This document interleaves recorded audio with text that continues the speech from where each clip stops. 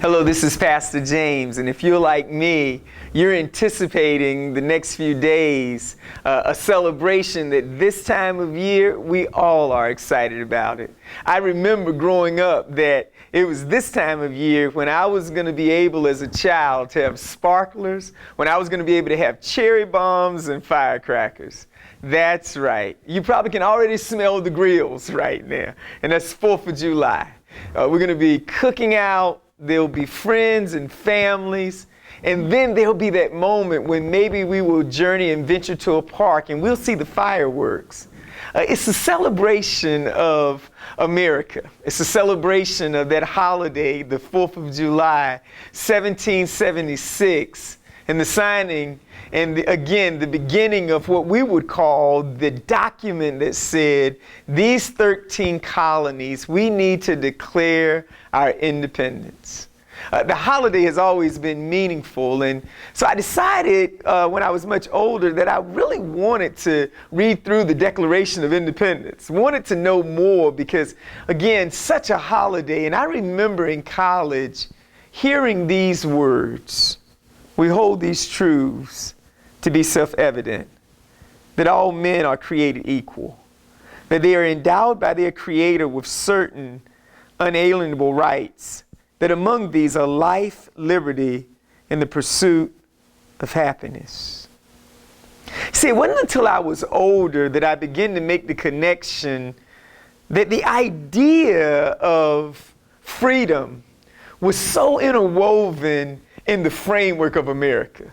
Whether it was, when I look back at my story, whether it was the 4th of July, whether it was, again, the Constitution, Declaration of Independence, 1776, July 4th, and even the Pledge of Allegiance to America, that for me, as a black man who understood that the signing of the Declaration of Independence, 1776, when you connect the timeline for African American people, well, our state of affairs at that time was slavery.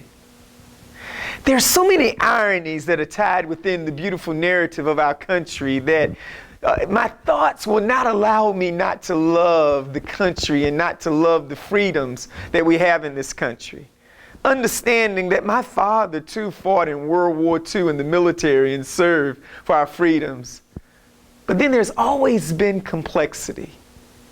Even when you think about what was going on in the creation of these United States, the fact that the first man to be a representative martyr of our freedom was Crispus Attucks, a black man, who in that time period led the way and was the first one to die in the Boston Massacre.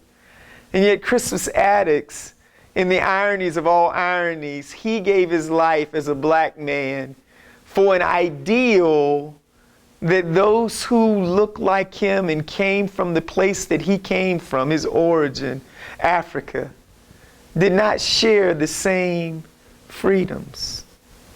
The complexity of America makes one wonder, when these documents were written, how could our founding fathers have that kind of bias and complexity?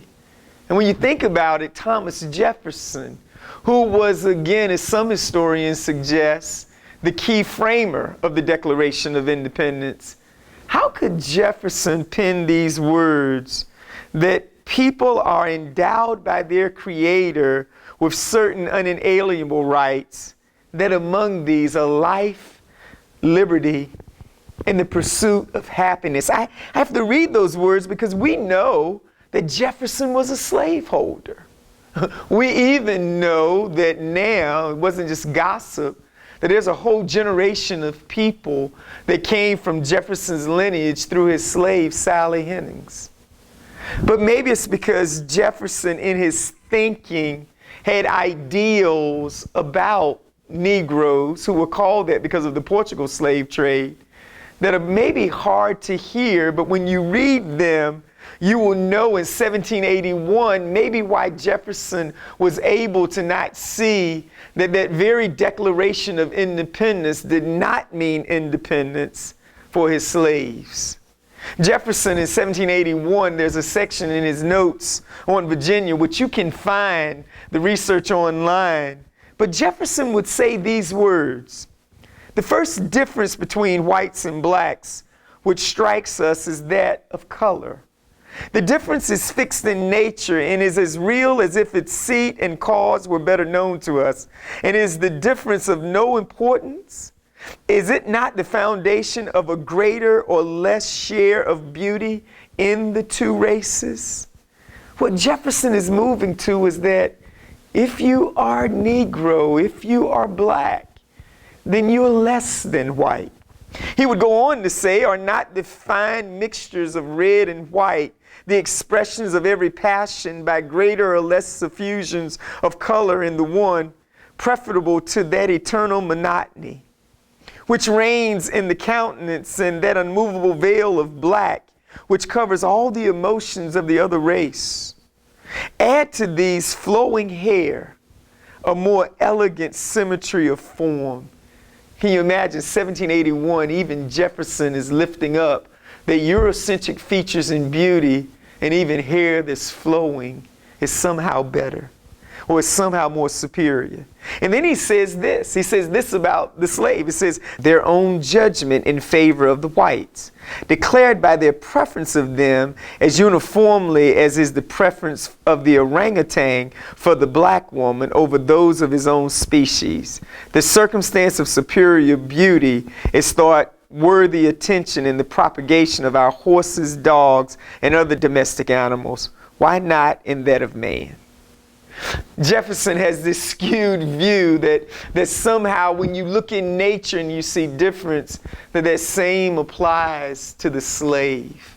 And that the slave is less than because of its natural features and colors, which he deems a mystery. But you can always say, if you look in the animal kingdom, one is better than the other.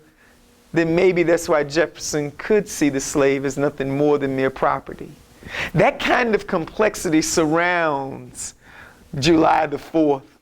We know that because there's another brilliant thinker who was a slave himself. His name is Frederick Douglass. And Frederick Douglass, in a speech on why he didn't celebrate July the 4th, would say these words: "What to the American slave is your 4th of July?" And Douglass would pen this on July the 4th, 1852, before the Emancipation Proclamation was signed. He says, "I answer, a day that reveals to him more than all other days of the year the gross injustice and cruelty to which he is the constant victim. To him, your celebration is a sham, your boasted liberty an unholy license, your national greatness swelling vanity, your sounds of rejoicing are empty and heartless, your shouts of liberty and equality hollow mock. Your prayers and hymns, your sermons and thanksgivings, with all your religious parade and solemnity, are to him mere bombast, fraud, deception, impropriety, and hypocrisy. A thin veil to cover up crimes which would disgrace a nation of savages. There is not a nation of the earth guilty of practices more shocking and bloody than are the people of these United States at this very hour. Go search where you will. Roam through all the monarchies and despotism of the old world. Travel through South America. Search out every abuse. And when you have found the last, lay your facts by the side of everyday practices of this nation. And you will say with me, for revolting barbarity and shameless hypocrisy, that America reigns without rival." Douglass says words that hurt, that are difficult to hear. These words do not mean that Douglass is somehow anti-American. It sounds like that, but Douglass is pointing to a hypocrisy that he sees and that he hears. And Douglass, in pointing to that, one might think, is Douglass being anti-Christian? No, Douglass is being a thinking, intellectual, biblical Christian. Why do I say that? Because listen to these words that Douglass would pen years before he wrote these words in 1852. In 1845, when he wrote his own narrative of the life of a slave, listen to the words that Douglass would say about Christianity. "What I have said respecting and against religion, I mean strictly to apply to the slave-holding religion of this land, and with no possible reference to Christianity proper. For between the Christianity of this land and the Christianity of Christ, I recognize the widest possible difference. So wide that to receive the one as good, pure, and holy is of necessity to reject the other as bad, corrupt, and wicked. To be the friend of the one is of necessity to be the enemy of the other. I love the pure, peaceable, impartial Christianity of Christ. I therefore hate the corrupt, slave-holding, woman-whipping, cradle-plundering, partial, and hypocritical Christianity of this land. Douglas makes a distinct difference between the Christianity of Christ and the Christianity of our land. Wouldn't it have been interesting if only when we look at history, then maybe some of our critical leaders who have a myth of the Christianity of this land have confused cultural Christianity with biblical Christianity. Yes, there is a difference between the Christianity of our warped, sometimes power-hungry American nation and the Christianity of the loving, gospel-forgiving Christianity of Christ. And Douglas was able to see that. The fact that Douglas was able to make that differentiation is mysterious. Maybe Jesse Williams, in his BET Awards acceptance speech, caught something that we've missed. There have been all sorts of critique, all sorts of celebration, all sorts of language around what he said. It was an incredible speech, but it was the last line that caught my attention. He says, just because we're magic doesn't mean we're not real. See, what Jesse Williams is talking about is that when you think about a people who literally came from a country that we celebrate the Declaration of Independence. My father, again, he would fight for a country hoping that it would provide freedom.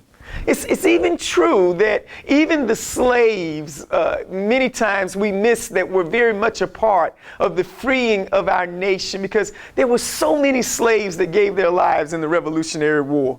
Now, what's interesting is one of the reasons for that is because at first it was, again, Great Britain that allowed slaves to fight in promise of their freedom. And then George Washington knew that he had to allow slaves to fight as well, but freedom never came. Yes, the Declaration of Independence still rings true. And yes, there are people who are descendants of slaves that may even argue my point of view, even though it would mean hundreds of years more of slavery even after 1776. And even though it would mean that there would still be other wars in this country, that black men and women would serve in their wars in hopes of freedom, in hopes of our documents being true. But they weren't true. Maybe when Jesse Williams talks about that there's something magic about us, there really is when you think of the complexity of it all. But I would even say, as someone who comes from a biblical worldview, that maybe there isn't anything magic about us, but maybe the words of Jesus have been words that there are generations of African American leaders who decided to adopt a biblical worldview have taken to heart.